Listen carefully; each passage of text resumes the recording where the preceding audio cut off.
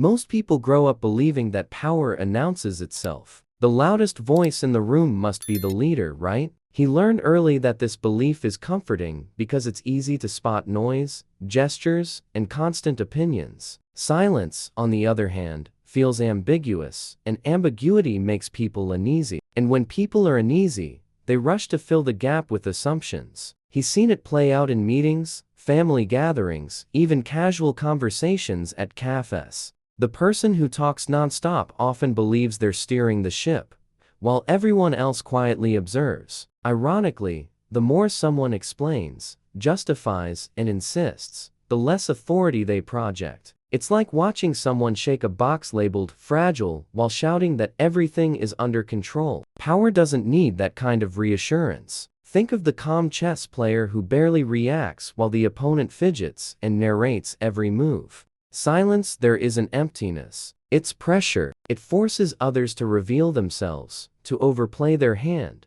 to speak more than they should. This illusion that power must be loud is the first myth that needs to collapse. And once it does, something far more interesting begins to surface in the quiet moments that follow. When someone chooses silence, the brain of the observer doesn't relax, it works harder. He noticed that silence creates a vacuum, and the human mind hates vacuums. Instinctively, people start attributing meaning, status, and control to the one who isn't rushing to speak. Silence subtly signals, "I don't need to prove myself," and that message lands deeper than words ever could. In negotiations and high-stakes conversations, this effect becomes almost tangible. He's watched people backtrack, soften their tone, or over-explain simply because the other side paused and waited. That pause feels like judgment, even when none is expressed. Books like Never Split the Difference subtly touch on this, showing how calibrated silence can unbalance the emotional rhythm of a conversation. Silence also reframes time. The person who's comfortable waiting communicates abundance of confidence, of options, of inner stability.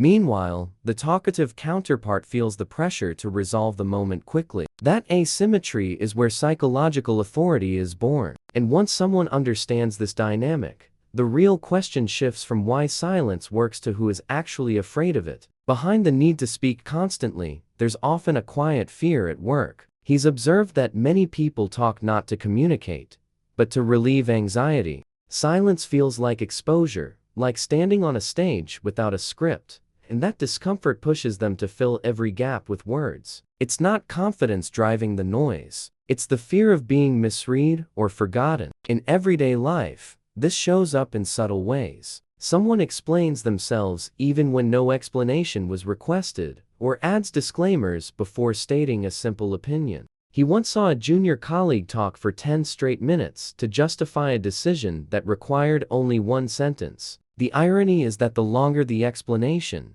the weaker the position appears. Power rarely defends itself preemptively. Learning to sit with silence forces a confrontation with that fear. It asks a simple but uncomfortable question: who am I if I'm not constantly performing? Those who can't tolerate silence usually confuse visibility with value. But those who can begin to discover a different kind of strength, one that doesn't beg for attention. And that realization opens the door to a far more strategic use of silence than most people ever consider. Emotional frames are rarely controlled by the person who speaks the most. He learned that they're controlled by the one who reacts the least. Silence acts like an emotional anchor, keeping one person steady while others orbit around their responses. When someone stays quiet in emotionally charged moments, they quietly dictate the pace and tone of the interaction. He's seen this in conflicts where one side escalates, raises their voice, and demands answers. The silent individual doesn't rush to respond,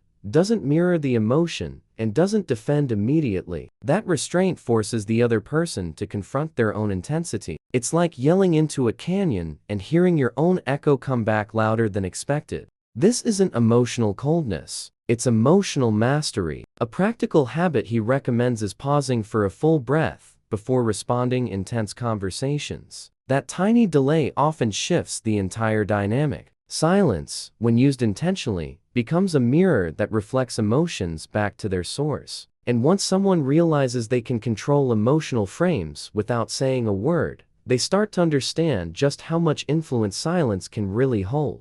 The brain is wired to pay attention to what's unpredictable, and silence is exactly that. He often explains that when someone speaks less, the listener's brain releases more dopamine in anticipation. It's the same mechanism behind a pause story or a held breath before a reveal. Silence heightens presence because the mind leans in, searching for cues that aren't being handed over easily. Studies on nonverbal communication suggest that stillness amplifies perceived confidence and competence. He's noticed this in leaders who enter a room and say nothing at first, yet somehow command attention. Their posture, eye contact, and calm breathing do the talking. It's not mysticism. It's biology responding to controlled stimuli and emotional regulation. A simple practice is reducing filler words in daily speech. No nervous laughter, no rushed explanations. That restraint trains the nervous system to tolerate stillness. Over time,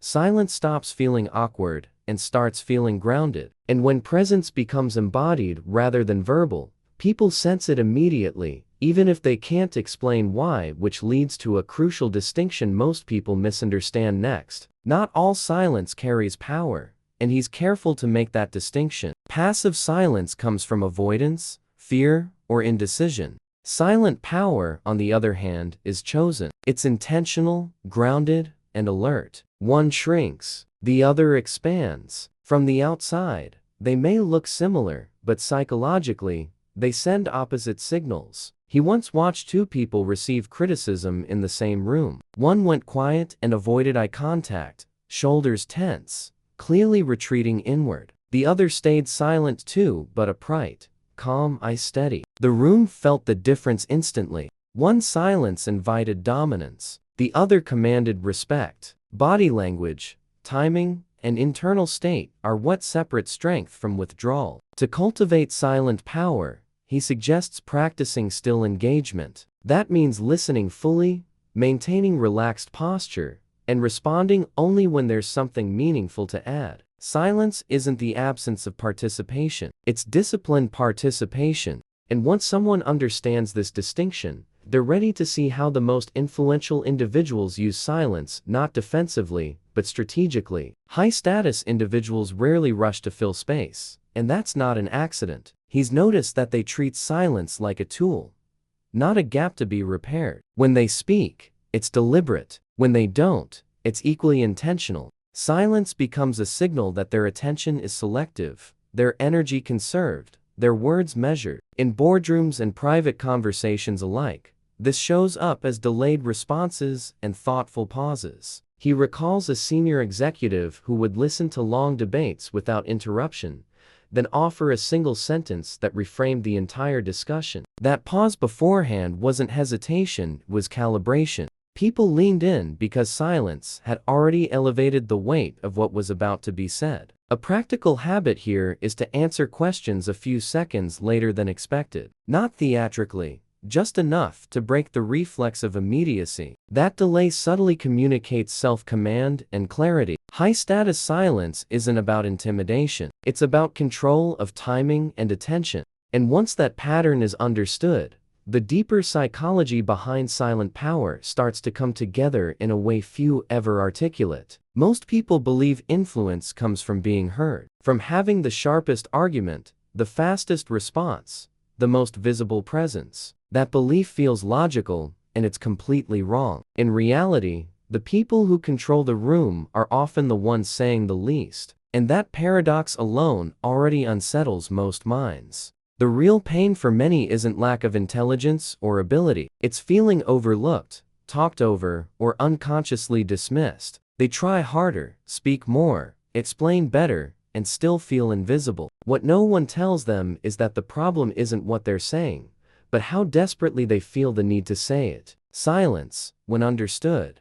flips that dynamic in a way that feels almost unfair. This is where silent power enters, not as shyness, not as passivity, but as a psychological advantage rooted in human behavior, neuroscience, and status dynamics. When someone learns how to be fully present without rushing to speak, they stop chasing authority and start attracting it. And once that shift clicks, conversations, relationships, and decisions never feel the same again. Silent power only matters when it's lived, not admired. Knowing these principles without applying them is just another form of noise. The real shift happens when someone consciously resists the urge to fill space, to justify every move, to explain their value out loud. That restraint rewires how others perceive them and, more importantly, how they perceive themselves. The invitation here is practical and immediate. In the next conversation, pause an extra second before responding. In the next disagreement, listen fully without preparing a counterattack in your head. In the next meeting, speak less, but make it count more. These small behavioral changes compound quickly, shaping presence, authority, and self-command in ways most people never experience. So the question becomes uncomfortable, but necessary. What would change in your life if you stopped trying to sound powerful and started being powerful in silence? If this perspective challenged you, stayed with you, or made you rethink how influence really works, then stay close. Subscribe to the channel, activate notifications, and keep sharpening the kind of power that doesn't need permission to exist.